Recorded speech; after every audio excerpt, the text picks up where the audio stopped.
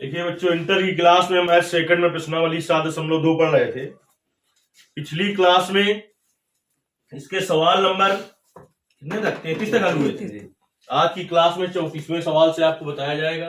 देखिए 34 नंबर सवाल क्या है, कट रहा होगा, बोलिए। √10x बटे sin x। देखिए समाकलन करना हो तो हमने कहा था क्या बराबर मान लेते हैं, इंटीग्रेशन क्या होगा, √10x बटे √10x अपन sin x into cos x अपान sign x into cos x। cos x dx। चलिए पहले हम सवाल लगाते हैं, फिर आपको समझाएंगे हम कि हमने ऐसा क्यों किया। इंटीग्रेशन देखिए, जब आप सवाल लगाएंगे ज्यादा से ज्यादा प्रैक्टिस करेंगे, सब अपने आप समझ में आने लगता है। क्योंकि अभी हमें समझ में आ रहा है कहीं से tan x बराबर अगर t मानेंगे तो tan x का अवकलन sec स्क्वायर x होता है। तो sec स्क्वायर x कैसे बने, 1 cos x तो केवल sec x होता है। तो हम क्या करें, नीचे हर में, नीचे मतलब हर में cos x का गुणा करें तो cos x का भाग भी देना पड़ेगा। तो देखिए sin x बटे cos x का क्या किया हमने, ये गुणा किया है। हर में cos x का भाग दिया है, तो हर में cos x का गुणा करो तो cos x पहले से है, तो cos x into cos x क्या हो जाएगा, नहीं समझ में आया क्या? एक बार cos x से cos x कट जाएगा, जो लिखा था पहले वही लिखा है कि नहीं लिखा है। इंटीग्रेशन 1 cos स्क्वायर x क्या हो जाएगा, sec स्क्वायर x और √10 x बटे sin x बटे cos x क्या होगा, tan x dx। अब देखिए x को लिख सकते हैं √x गुणते √x, तो इसी तरीके से tan x को लिख सकते हैं हम √10 x इंटू √10 x। क्या लिख सकते हैं, तो इंटीग्रेशन sec स्क्वायर x और अंडर √10 x बटे इस tan x को बेटा क्या लिख सकते हैं, √10 x इंटू √10 x dx। बेवाली तुम कहाँ जा रहे हो, खराब है काले टेरा हमारे सीन दीन न सकते हम, गड़बड़ हुई sec स्क्वायर x dx बटे √10 x, दोनों एक माने बोल। अब देखिए तुम्हें पता है क्या मान ले तो क्या आ जाएगा, tan x का अवकलन होता है sec स्क्वायर x। किसको मान ले, tan x। अब देखिए माना tan x बराबर t, तो क्या करोगे, दोनों पक्षों का x के सापेक्ष अवकलन करने। क्या लिखोगे यहाँ पर, दोनों पक्षों का x के सापेक्ष अवकलन करने। हमने कहा है समाकलन बहुत अच्छे से तभी तुम्हें समझ में आएगा जब तुम्हें अवकलन बहुत अच्छी तरीके से आता है। और समाकलन बहुत ज्यादा इंपॉर्टेंट चीज है ना इंटर के लिए, आगे भी अगर मैथ पढ़ेंगे आप इंटर के बाद तो समाकलन, फिजिक्स और केमिस्ट्री में भी समाकलन की जरूरत पड़ती है, अवकलन की। जब डेरिवेशन करते हैं तो वहां पर समाकलन अवकलन करना पड़ता है, इसलिए समझ लीजिए कितना इंपॉर्टेंट चीज है ये।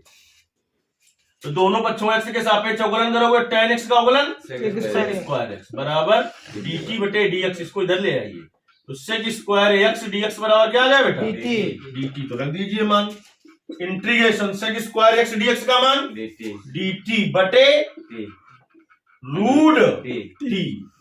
इंटीग्रेशन dt बटे √t मतलब t की पावर 1/2 नीचे, तो ऊपर लाएंगे तो क्या हो जाएगा, t की पावर x की पावर n का समाकलन x की पावर n+1 बटे n की जगह -1/2, तो t की पावर -1/2 प्लस 1 बटे -1/2 प्लस 1 प्लस 2 एलसीएम ले लेंगे तो -1 प्लस 2 क्या आ जाएगा, t की पावर 1/2। एक स्टेप हमने कम कर दिया, आपको पूरा स्टेप दिखाना है।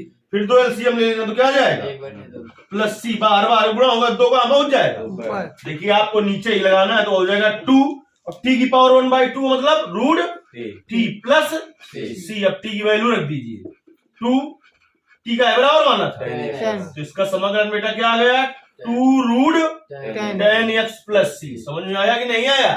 इसी तरीके के सवाल जो थोड़ा अलग तरीके से लगते हैं वही इंपॉर्टेंट होते हैं और मोस्ट इंपॉर्टेंट होते हैं।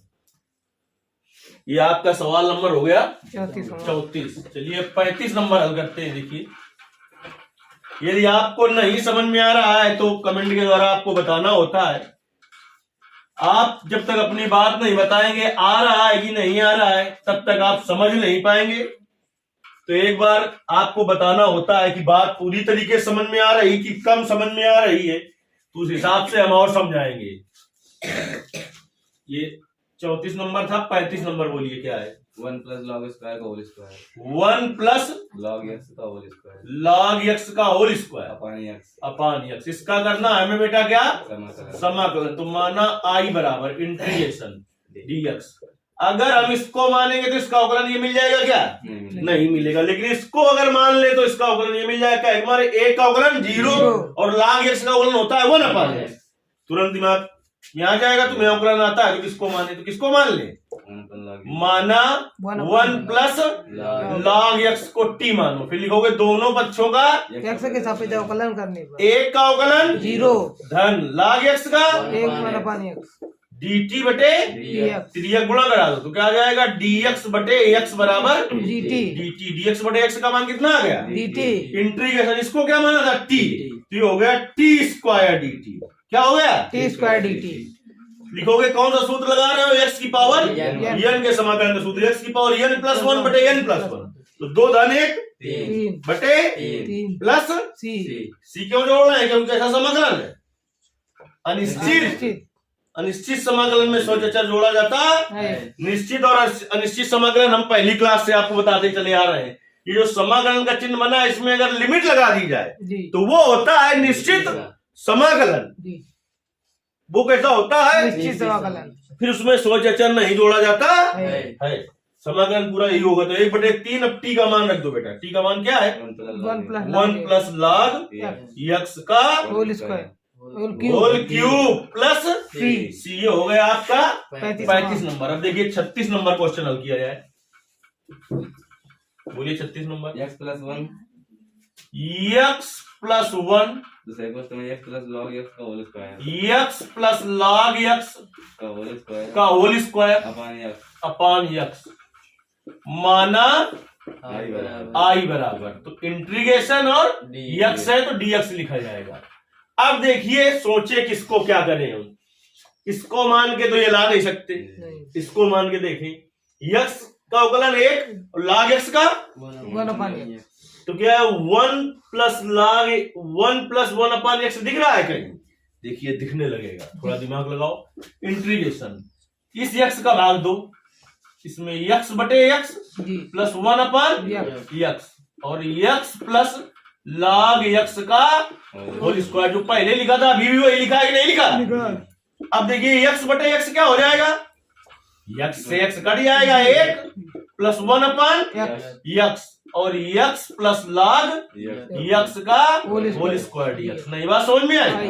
अब मान लो बेटा क्या है बराबर x प्लस log x बराबर t। अब यहाँ पर लिखोगे दोनों पक्षों का एक्स के सापेक्ष अवकलन x का अवकलन कितना होता है x के सापेक्ष, 1 log x का 1 अपान एक्स और इसका हो जाएगा dt बटे dx। तो अगले स्टेप में सीधे नहीं, अगले स्टेप में क्या करोगे आप, dx इधर ले आओगे तो हो जाएगा dt। तो इसका मान क्या आया dt और इसको क्या माना है t। तो सवाल बन गया t स्क्वायर dt। कितना सरल सवाल बन गया ना। तो क्या हो जाएगा इसका समाकलन, x की पावर n का समाकलन होता है x की पावर n प्लस 1 बटे n प्लस c, क्योंकि निश्चित समाकलन भी हम पढ़ रहे हैं। तो यहाँ पर जब वहां dx होता है तो यहाँ dt है तो यहाँ t है। तो n का मान कितना है 2, तो हो जाएगा t की पावर 2 प्लस 1 अपान 2 प्लस 1 प्लस c। तो हो जाएगा 1/3 और t क्यूब प्लस c। अगले लाइन में t की वैल्यू पुट अप कर देना है आपको। 1/3 t का मान क्या है, x प्लस log x का होल स्क्वायर होल का है square whole cube plus C। c। Square तक जिंदगी खत्म हुई थी। ये था आपका 36 नंबर क्वेश्चन। अब देखिए आगे क्वेश्चन में आते हैं। क्या क्वेश्चन है इसमें, चलिए पूरे हल कर लेते हैं तो इससे अगली क्लास में फिर नया कुछ शुरू हो। देखिए जब हमने कहा था आपको अगली प्रश्नावली में वो बात समझ में आ जाएगी। क्या हमने आपको बताया था कि त्रिकोणमिति के जो सूत्र मैंने हाई स्कूल में लिखाए जितने और ऑनलाइन भी पढ़ा चुका हूं सभी की जरूरत पड़ेगी अगली प्रश्नावली में भाई। चलिए क्वेश्चन नंबर 37 की बात कर ली जाए। x cube sine x cube sine cosec में tan inverse x power 4 sine tan inverse inverse x power 4 upon 1 plus x power 8. अभी तक का सबसे ज्यादा इंपॉर्टेंट सवाल। माना I equal to integration dx, अवकलन आता है तो सवाल को तुरंत कर दोगे आप। जी tan इनवर्स x का अवकलन क्या होता है? 1/1 plus x square x square, tan inverse x का। तो x की जगह क्या है? x की पावर 4, तो x की पावर 4 का स्क्वायर हो जाएगा x की पावर 8। जी क्या हो जाएगा? पावर 8 यानी तुरंत दिमाग में बात आ गई, किसको मान ले हम? tan इनवर्स x की पावर 4 को। देखिए बेटा, माना tan इनवर्स x की पावर 4 बराबर t। अब देखिए दोनों पक्षों का कर देते हैं इसको पूरी तरीके लिख के आपको हर सवाल करना है, ऐसे लाइन नहीं खींच देना। दोनों पक्षों का x के सापेक्ष, x के सापेक्ष अवकलन करने पर अवकलन करने पर देखिए क्या हो जाएगा? ddx of tan inverse x की पावर 4 बराबर ddx of t। tan inverse x का अवकलन होता है 1/1 प्लस x स्क्वायर। तो x की जगह क्या है यहाँ पर? 4 है। जी अब tan इनवर्स x का इतना होता है क्योंकि यहाँ पर x होता है, यहाँ पर x नहीं है। यहाँ पर क्या है? x की पावर 4। तो अभी उसका भी तो तुम्हें करना पड़ेगा। x की पावर n का अवकलन क्या होता है? n x की पावर n माइनस 1। घात जो होती है वो आगे आ जाती है और घात में एक की कमी हो जाती है। तो x की पावर 4 का अवकलन होगा 4 x की पावर 3। हमने कहा अवकलन में क्या होता है? जो घात होती है वो आगे आ जाती है और घात में एक की कमी हो जाती है। समाकलन में क्या होता है? जो घात होती है उसमें एक जुड़ जाती है, बटे में वही हो जाता है n+1। तो क्या होगा? x की पावर n का अवकलन n x की पावर n-1 कितना हो जाएगा? प्लस 1/x की पावर 4 दूनी 8 बराबर dt बटे dx। देखिए हमें मान क्या चाहिए, उसी को निकाल लें। इतने का मान चाहिए x क्यूब dx बटे 1 प्लस 1 प्लस मैंने बनाया है गोला, देखो तो क्या हो जाएगा? ये 4 ना चाहिए तो 4 इधर का है में गुणा करके चला जाएगा dx, लेकिन इधर ले आए तो x क्यूब अपान 1 प्लस x की पावर 8 और dx बराबर बेटा क्या आ जाएगा? dt अपान 4। नहीं मजा आई क्या?